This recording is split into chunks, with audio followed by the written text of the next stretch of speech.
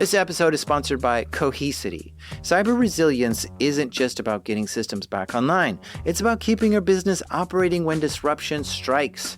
That's the idea behind the Minimum Viable Company, or MVC, a trusted operating core for recovery. Cohesity built the MVC to help organizations identify the essential applications, data, people, and processes required to serve customers, maintain communication, protect revenue, and meet critical obligations.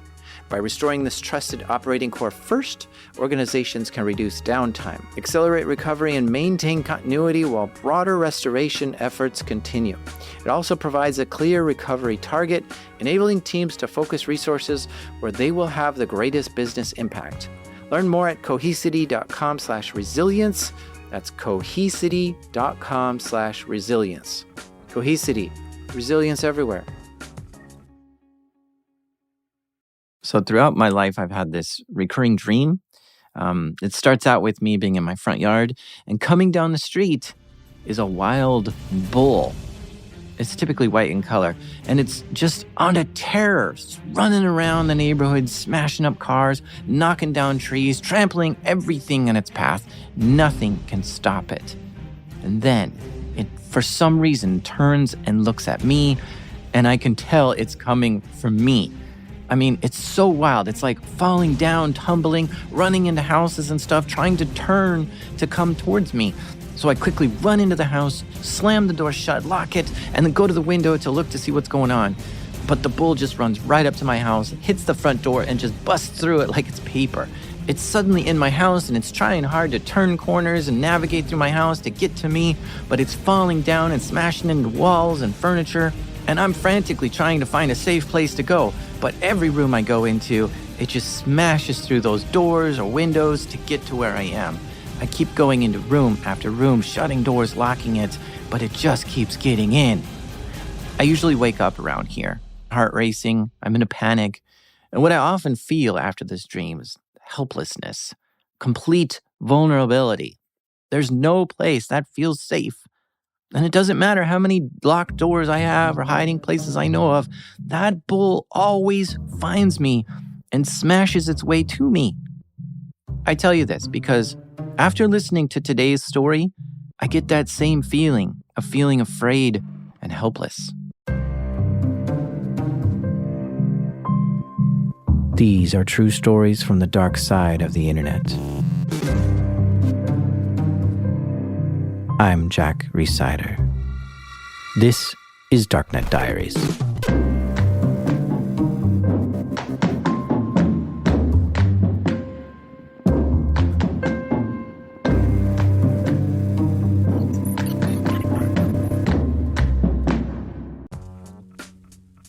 This episode is sponsored by Vanta. What's the one thing in business that's spreading as fast as AI? AI risk.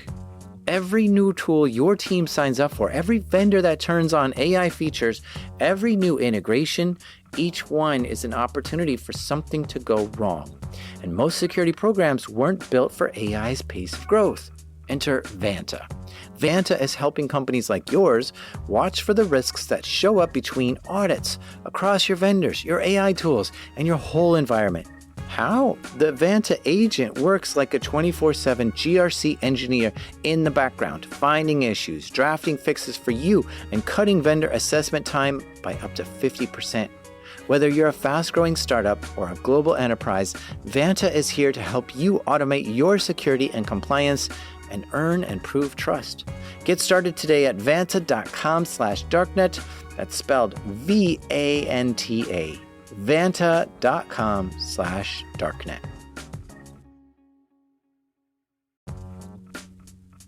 This episode is brought to you by Black Hills Information Security, trusted by the cybersecurity community for nearly 20 years.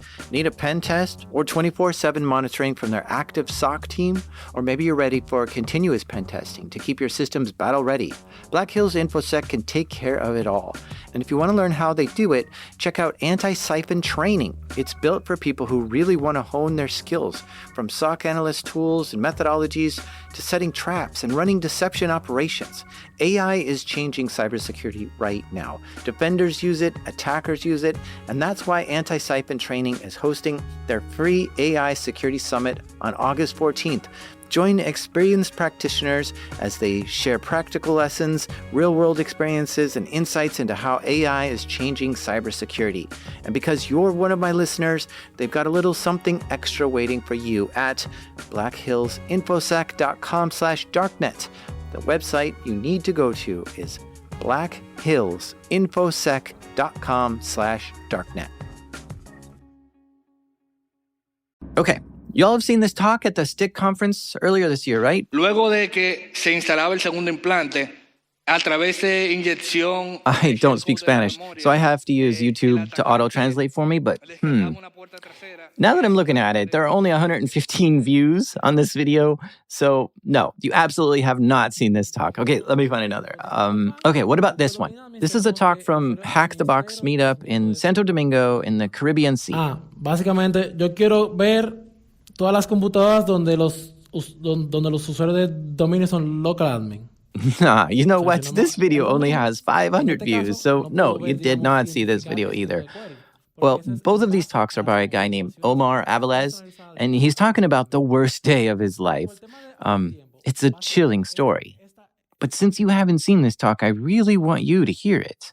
And since it's in Spanish, I'm going to have to call up Omar to see if he can tell us the story in English. This story started much earlier, than we even knew that, something was happening. So this started May 2022 in Costa Rica. Okay, so this is Omar, and he lives in the Dominican Republic, which is an island in the Caribbean Sea. Across the Caribbean Sea next to Panama is Costa Rica. And what Omar saw happening in Costa Rica struck his curiosity. The new president of Costa Rica has declared his country is at war with a ransomware group which has been carrying out cyber attacks on the country's government. The cybercriminal gang known as Conti has disabled agencies across the government since April using ransomware attacks. Whoa, that's kind of dramatic, isn't it? Declared war? Seriously? Like you go in to deploy troops and send fighter jets because someone put ransomware on your computers? Does Costa Rica even have fighter jets? Anyway, because Omar is in part of Latin America, he was watching this story unfold. Let me introduce myself before I start talking about the incidents. So I used to work in the Dominican Republic National CSIRT, which is the National Cybersecurity Incident Response Team. Sorry, I had a bad connection with Omar when we were talking, so let me repeat that for you. Omar worked in the CSIRT for the Dominican Republic. CSIRT is an acronym which stands for Cyber Security Incident Response Team. And this CSIRT unit falls under the Department of Defense in the Dominican Republic. So when cyber attacks threaten national security, Omar was there to review it.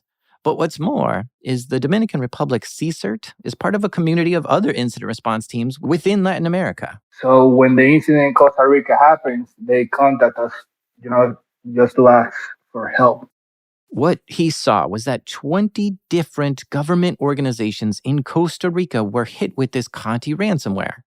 This was a very widespread problem within their government, so it's no wonder they were reaching out for help anywhere they could. Many parts of the Costa Rican government came to a halt, and they were frantic over there. But this gave Omar the ability to research and understand this Conti ransomware better.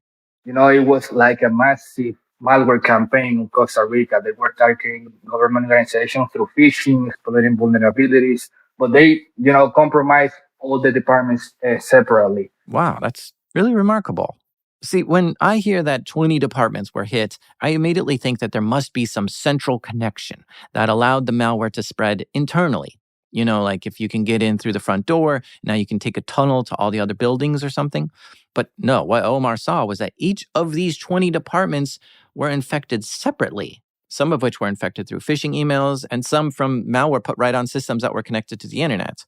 But just because the malware got inside each of these places, it didn't actually turn on until the right time. It was coordinated that when enough systems got infected, it would trigger the ransomware to lock all the computers at once and demand payment to unlock them. Now, the motive behind putting ransomware on systems like this is typically just to make money. I believe they were asking for $20 million to unlock Costa Rica's systems. So whoever did this seemed to be there only for financial gain. Costa Rica got their systems fixed up, and I don't think they paid the ransom. They had backups and restored, but Omar saw how this malware operated and worked. And he saw the methods they used to get in and took this new knowledge to scan the Dominican Republic's national computer infrastructure to see if anything matched what was on Costa Rica's systems. After all, the malware seemed to be present in Costa Rica's network for a while before it actually executed. So he looked through computer after computer and scanned lots of systems looking for things that matched what he saw in Costa Rica. He didn't find anything, actually, which seemed like the Conti ransomware gang wasn't targeting the Dominican Republic, which was good. But then, while looking for malware in the network, he noticed something.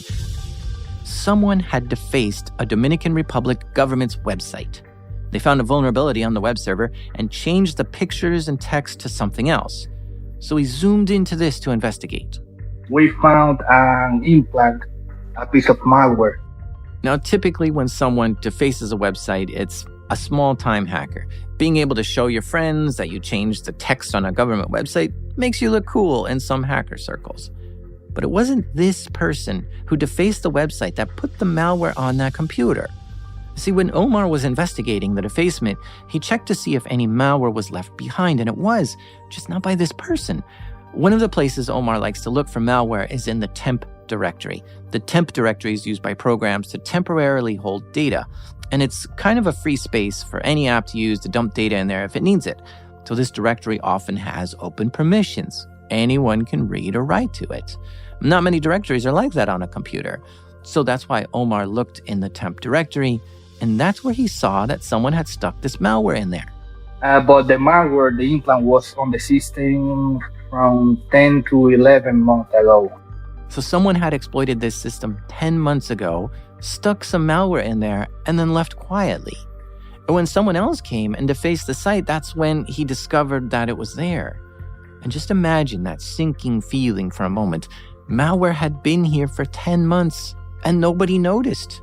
Your worst fears start racing through your head at this point. Did they steal anything? Did they access stuff they shouldn't? Did they jump around to other computers? It was a malware that did privilege escalation. So it exploited a window vulnerability that was unknown to the Windows people. So we may call that a 0-day. Okay, this just got worse. A 0-day means that not even Microsoft knows about this vulnerability.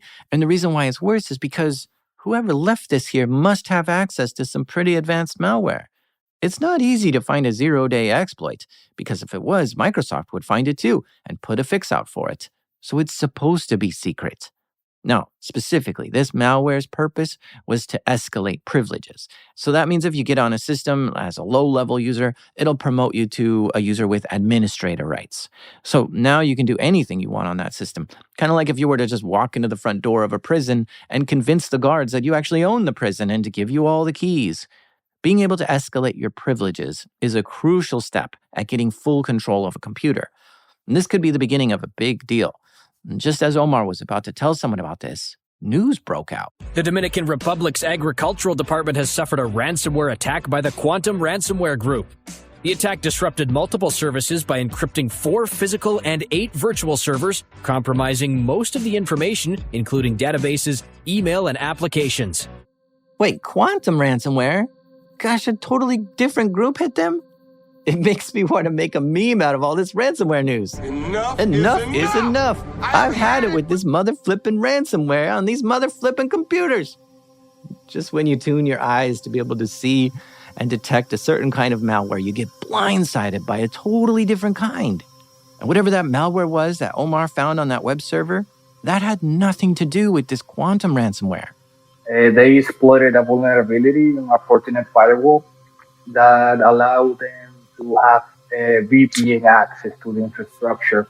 So with the VPN access, they managed to compromise the entire organization and then try to ransom the organization. Luckily, they detected this quite quickly and called Omar in very early. He got in his car and drove down to the data center that was infected. And when he got on the systems there, he was able to see the people who were behind the quantum ransomware typing out commands infecting more systems. So because he reacted so quickly, he was able to stop the spread of it from getting on more machines. And this is a stressful situation. I don't know if you've ever gotten your computer or phone infected, but anytime this happens, you have to wonder, did you clean your device good enough? Are they still in there? And you never actually know. You sort of have to cross your fingers and hope the attackers will let you know if they're in there still. Even though he's kicked them out of this one system, it's hard to tell if they just come right back in or what other systems they may have access to. It's like trying to build a dam in the dark with just sticks and rocks. So that went very public. So on the investigation, we found out the attacker got into the network via a phishing attack, but that didn't tell us, much information. So we concluded the investigation or the report without any attribution. So we just knew that somebody compromised the system. No attribution on the final report for the quantum ransomware infection. Okay. Attribution means figuring out who did this, and they couldn't figure it out. There just simply wasn't enough clues. It seemed to be fairly common malware with no clear path leading to anyone in particular. All it seemed was that it was financially motivated. They wanted money, and that's the whole reason why they did this. And I think there's three main categories for different types of attackers. There's the hacktivist type people who are hacking into things just for fun or to make a point, like those defacing websites. And then there are people who are financially motivated. They're only there to make money. And then there are more sophisticated groups there, trying to steal state secrets or something. I mean, they might even have spies on the ground of the place they're trying to break into. If you know who your adversary is, you can combat against that particular threat more effectively. You can prepare better and be more alert. So it's important to understand the landscape of who can and who is and who should and who would be attacking you. When you're dealing with ransomware, you're typically up against someone who just wants money. And if you don't pay it or make it really hard for them, they'll probably just move on to an easier target. So after this attack, things settled down. Omar went back to his normal duties. One day, we got a tool to analyze all the DNS queries that the organization made. So we implemented that technology all around all government organizations so we can have a full visibility of what was happening on the government.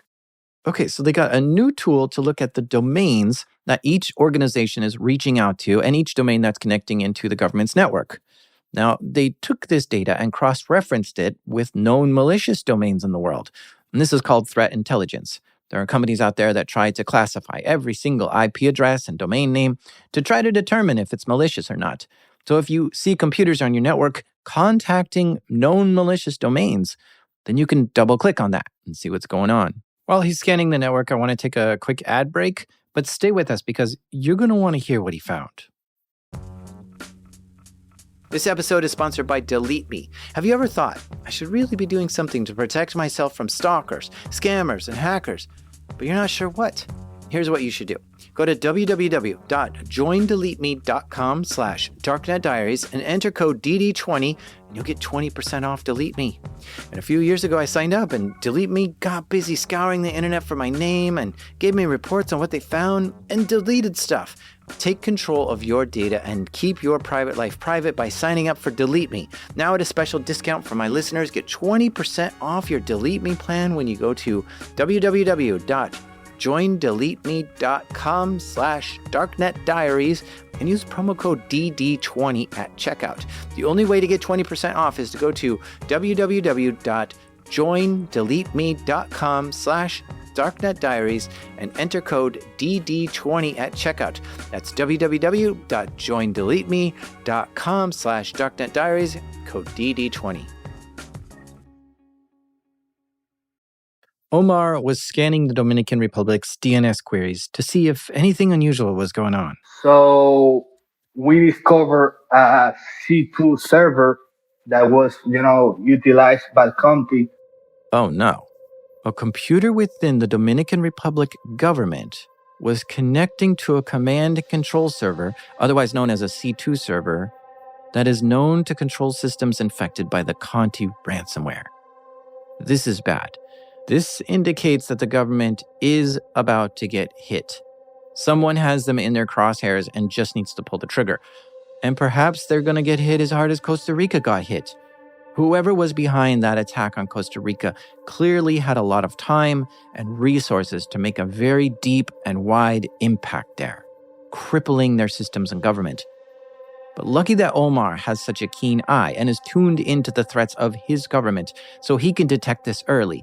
And so he zoomed into this alert and he saw that, yes, in fact, a system did get infected, and it reached out to the command and control server to download Cobalt Strike.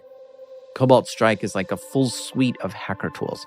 It's equivalent to finding a bad guy in your building and also finding his huge sack of tactical spy tools. But because they spotted this as it was unfolding, they were able to delete those tools and clean that system and start hardening that system so it doesn't get infected again.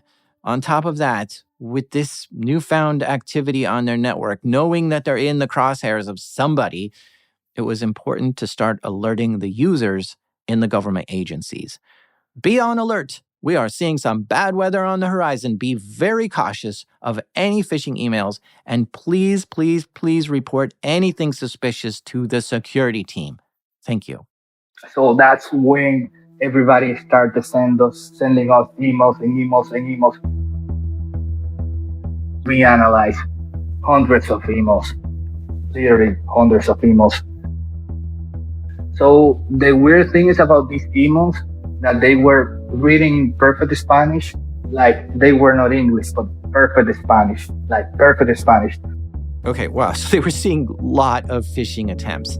Emails posing as someone else, trying to get users to click links, open zip files or attachments. And in every one of these emails, the attackers spoke perfect Spanish.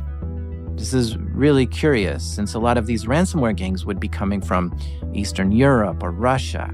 They wouldn't have the ability to speak perfect Spanish on such a large scale with hundreds of phishing emails being written. At that time, it was June 2022, we had over 500 to 600 emails, different emails, and all of them were different. So we didn't have one single email that was the same. But all of them, share one thing. All of them were about banking transactions or money or payment, something related to money. And also all of them had a backdoor that the attackers were using, which was a backdoor known as Banduke. Banduke. Okay, if I Google Banduke malware, I immediately get an article saying that this malware gives remote access to a computer, and it was written by someone named Prince Ali, who's from Lebanon in the Middle East. More specifically, the Banduke malware has been known to be used by a group called Dark Caracal. Well, that's what the EFF named them, at least. And while we aren't sure exactly who they are, there are quite a bit of clues that lead us to believe that the Lebanese government is somehow behind this Dark Caracal group. Now, I want to paint a clear picture for you.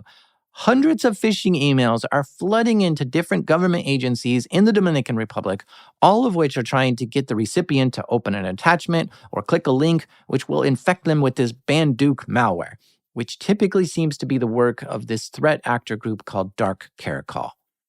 As Omar looked at these emails coming in, he noticed something even more scary. They compromised a company, so it was an important target. So what happened here is that the attackers knew that the Dominican Republic was doing business with a certain company, and they infiltrated that company just to pose as people from there in order to trick the victims in the Dominican Republic government to open attachments. What they did is that they used a user that was having a conversation with the system administrator. So the system administrator was waiting for that user to send him an attachment. So instead of the legitimate attachment, the system administrator received the backdoor. I mean, this seems to be the start of a horror story where it feels like you're home alone at night and someone is throwing rocks at your window, at all your windows at once, constantly pinging them. And you just know at any moment one of those windows is going to break. But there's just no way to secure everything at once. It just takes one user in an agency to get infected, and then the attacker can jump off their machine to infect the whole agency. And for dozens of agencies to be attacked at the same time is horrifying. On top of that, the attackers are scanning web servers, looking for vulnerabilities, trying to find an exploit to get into the network that way. So it's like endless banging on the doors, and you know they're not going to hold. Where do you even put your attention in a situation like this? The bull is trying to get in your house, and there's nothing you can do to stop it. And we found out, something that was very terrifying for us. Over 30 government organizations were compromised by that campaign, like really big organizations. The hacker group Dark Caracol had successfully made their way into 30 different government agencies. And each came in through a different entry point, too. And to see that this was coming, to know the bull was headed towards you, but to have no ability to stop it, has got to be one of the most terrifying feelings. The feeling of helplessness, despair, vulnerability. Suddenly, a huge portion of the Dominican Republic government's network is now in the control of someone else? Someone you have no idea who they are, but may be related to the Lebanese government? Let me tell you, it was not just government organizations, but also critical infrastructure. Holy flip, critical infrastructure is things like power plants, water treatment facilities, or dams. Disrupting or destroying these systems would absolutely bring this country to its knees. Yeah, it was a very complicated moment. We didn't know what to do. Now, of course, Omar isn't working by himself on this when he says that he did all these things. It was obviously a team effort. And his team consisted of like 7 or 8 people, but then every agency in the government has their own IT department. And some, of course, are bigger than others, but everyone was working extra hours to help out. But it just makes me wonder, how robust is the Dominican Republic's cybersecurity? I mean, they may not be able to afford the most up-to-date network infrastructure, and they may be running old systems in place. They may not have the funds to employ high-quality employees to react to this. But when you're on the internet, it means you're only one click away for every threat actor in the world. So you absolutely need to secure your government's networks just as well as the largest governments in the world. Just because you're a small island doesn't mean you get to skimp on cybersecurity. You need to be just as good as everyone else. And it feels asymmetric in so many ways. You have to be prepared for the most sophisticated threat actors in the world. And I just wonder, how advanced was the cybersecurity of the Dominican Republic? But after, they did some things on the system, they now downloaded or installed a second malware, which was a Cobalt Strike implant, which was communicating to Conti C2. C2 means command and control server, but I mean, what? You're telling me that some advanced adversary who may be in the Middle East is now starting to install the Conti ransomware on these systems? This is boggling because Conti has been widely attributed to be from Russia.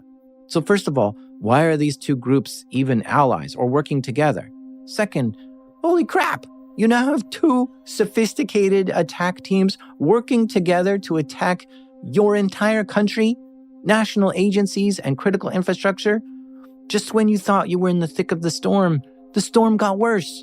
It was, man, on that moment, we wanted to disappear. Then he got alerted of another problem. A big bank overnight it stopped working for over a month. So if that bank cannot operate, all the people that have the money on that bank, how they are going to get their money out, or how that can affect the government or the economy. So that was something big, and we involved even more people to investigate.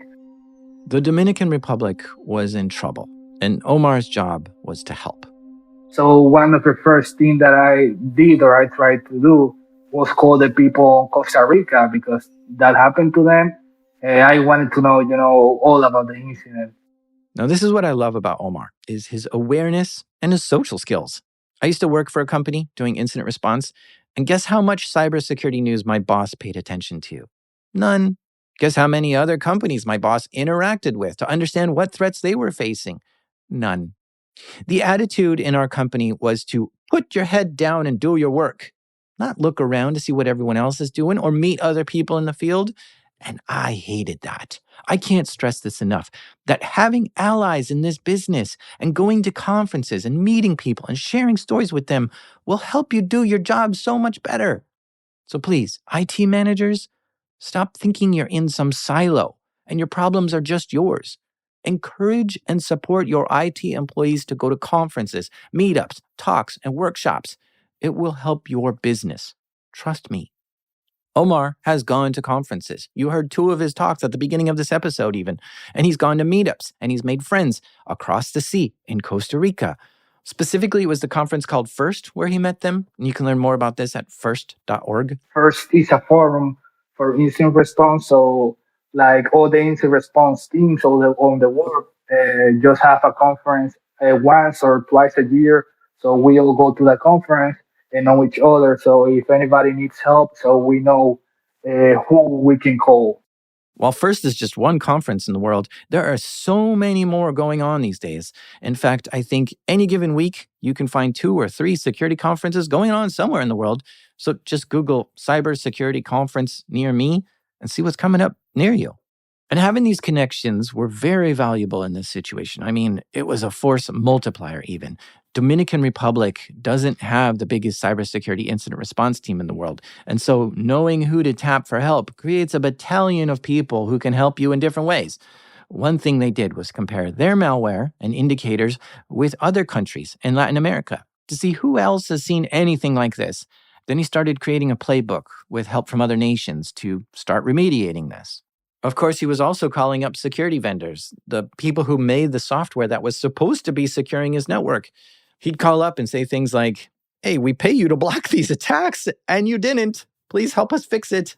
And of course, the security vendors want to make their tools better, so they wanted like a sample of the malware and what methods they used to get in, and were working quickly to fix their software so they would be able to block these attacks from continuing. And this was happening on Windows machines. They were getting infected even though they were fully patched and updated. So a call to Microsoft was important to show them what they were dealing with and to ask, how can you fix this? They were calling out to other network vendors too because their systems were compromised.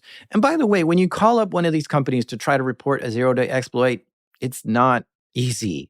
The first person that you get, the first tier support, tells you stupid things like, "Okay, sir, did you try rebooting the system?" And you're like, "Come on, please, please, please, please, please connect me to somebody who knows what they're doing over there." And they simply cannot. So you need to ask for a manager. And then the manager doesn't know how to fix it. And they don't want to admit that their software has vulnerabilities in it. So you go back and forth trying to troubleshoot it for days.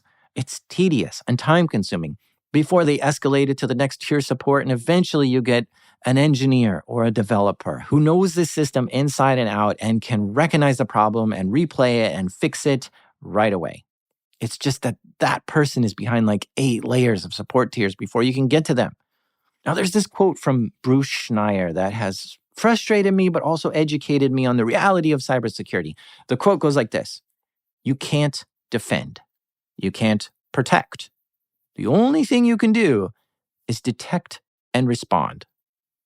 I get frustrated from that quote because I feel like we should be able to defend and protect.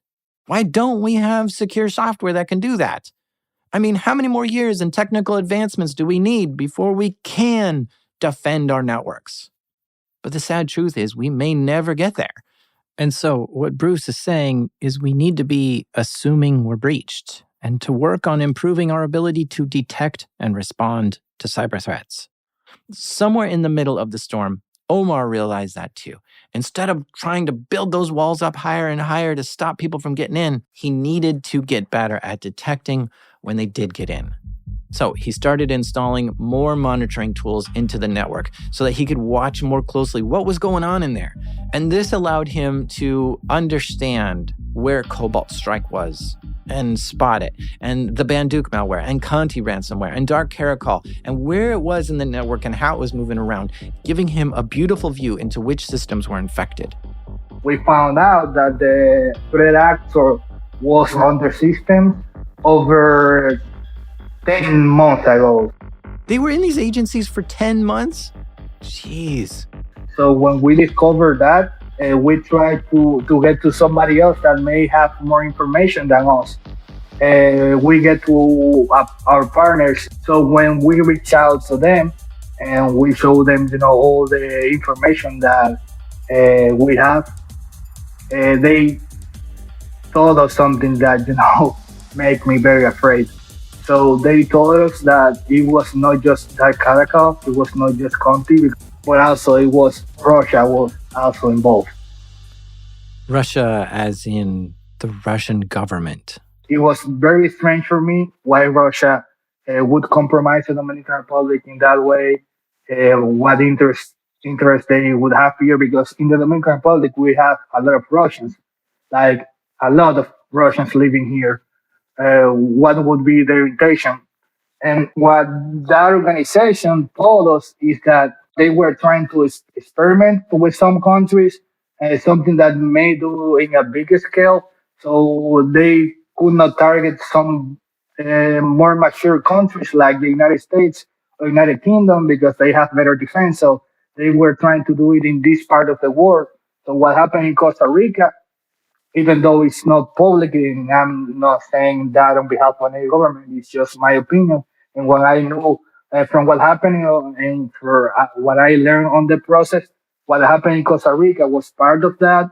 And what was happening in the Dominican Republic was part of that. And it was not just Costa Rica and the Dominican Republic, but also other countries in the Latin American region were involved on that. So as soon as we knew that, we started reaching out to those countries to let them know that this was happening, to send them indicators of compromise. So that way they find out even earlier than us that something dangerous was happening in their country. So they were able to do things, before something really bad happened.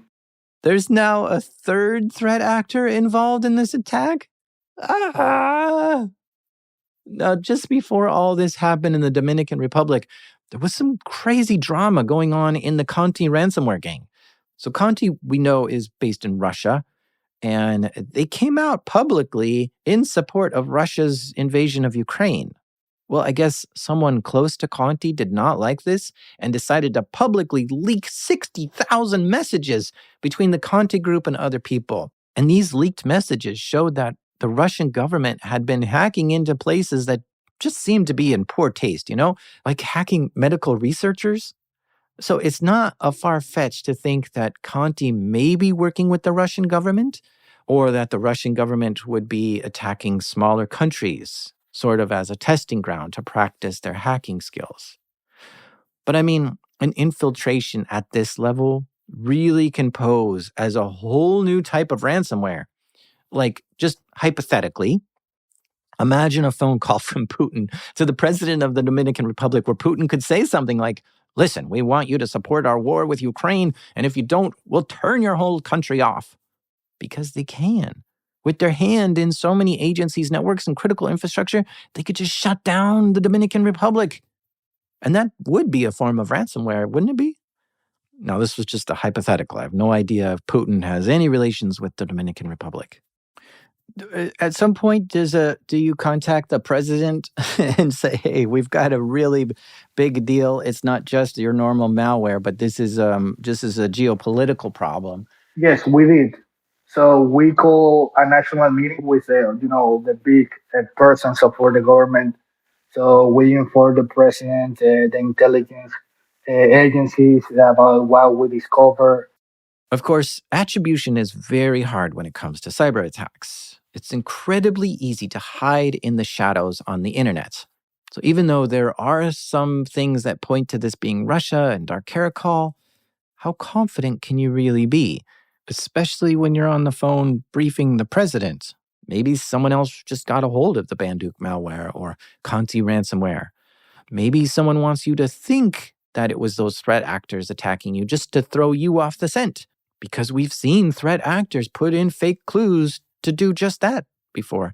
For this situation, there were a lot more questions than there were answers. If Dark Caracol is Lebanese-based, why would they be working with Russia or Conti?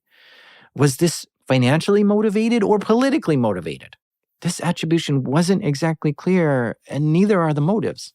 Yeah, so they're not supposed to work together. So that things went over our head over and over. We overthink it. So why? Does Lebanon and Dominican Republic have any relations? We do. So our current president, his family is from Lebanon. Oh, what? Hold on. How can the president of the Dominican Republic be from Lebanon? Let me look this up. Okay, his grandfather was born in Lebanon and moved to the Dominican Republic in the 1800s. It was not clear to me, at least, if he's still tied to Lebanon in any way, shape, or form. I mean, I couldn't even find out if he can speak Lebanese, But it seems like only weeks after he was elected as president is when this attack happened. So maybe this has something to do with Lebanon sending a message to the president? My mind is spinning here, and I don't want to make any wild assumptions.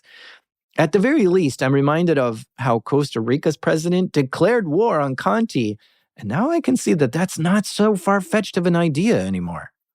At this point, Omar had a very good understanding of this campaign and malware, and he even reverse engineered some of the malware, inspected it for clues, and looked at their command and control servers, and had a full map of where the infections were and how they were moving around the network. On top of that, vendors started to improve their systems, issuing patches and updates and better ways to detect this. So he got together with all the teams inside the agencies that were infected and explained the remediation process. Step by step, he walked them through how to remove this and stop this from happening again. And he also called the ISP to have them block certain domains, and he was actively cleaning up the mess. Of course, any good threat actor is not going to go down without a fight.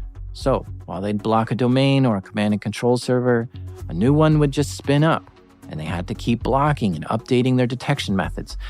And the goal for security isn't always to stop all the threats permanently, but instead just to make it as hard as you can for the bad guys to get in.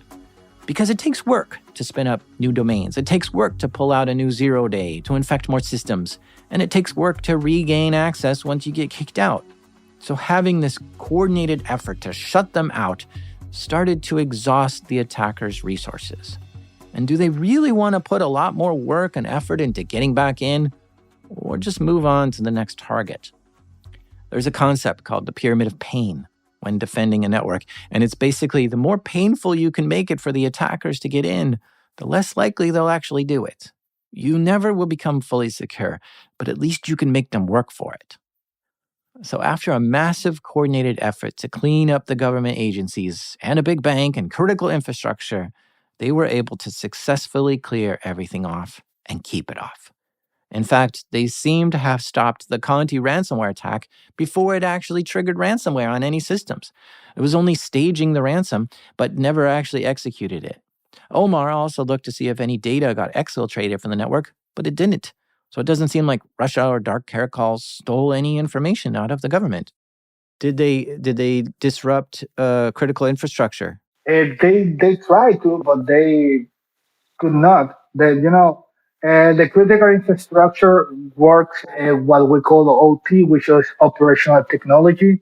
Oh yeah, to control a dam or a water pump or electrical transformer, it doesn't use like a typical Windows computer or something. It's a different system called OT, which is operational technology, which is opposed to IT, information technology. And OT takes a completely different skill set. And it sounds like whoever got into these systems didn't quite have the skill set to control OT systems, which was good that they didn't get disrupted. What a whirlwind story this was, huh? To have a government completely cracked open like that, with no way to stop the attackers, in my opinion at least, but then to gain back control of it and lock them out. Omar likes sharing this story with others so that they can be aware that this kind of stuff goes on in the world. And in fact, as I'm looking things up here, it seems like Venezuela also got targeted with the same group or groups. So in 2022, Latin American countries were hit hard with these huge coordinated attack campaigns that may have been unstoppable due to the sophistication and breadth of the attack. And I wonder if Haiti got hit, The president of Haiti has been assassinated, and the place has a barely functioning government, and it's kind of been taken over by gangs. would you expect their cybersecurity posture to be strong or lacking?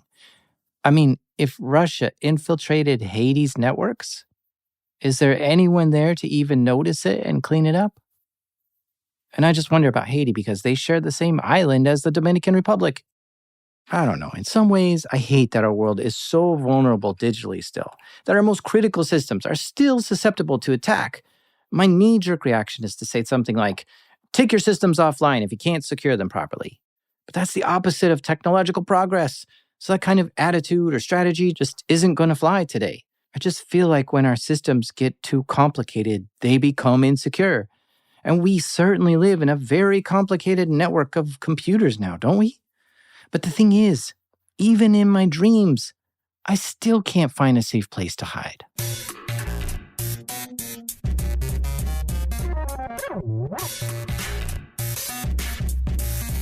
A huge thank you to Omar Avilez for coming on the show and sharing this story with us. The easiest way to find Omar or to connect with him is by looking him up on LinkedIn. I'll have a link to his LinkedIn in the show notes.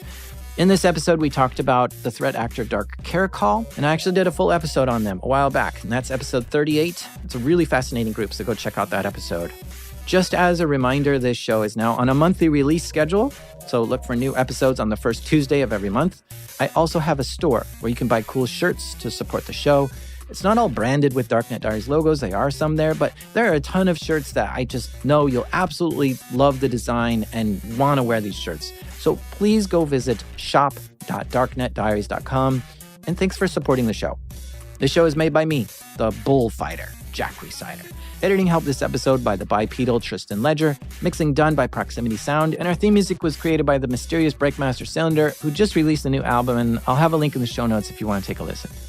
Now, even though when I see people rate this show a 10, I always assume it's in binary, and they're really giving it a 2. This is Darknet Diaries.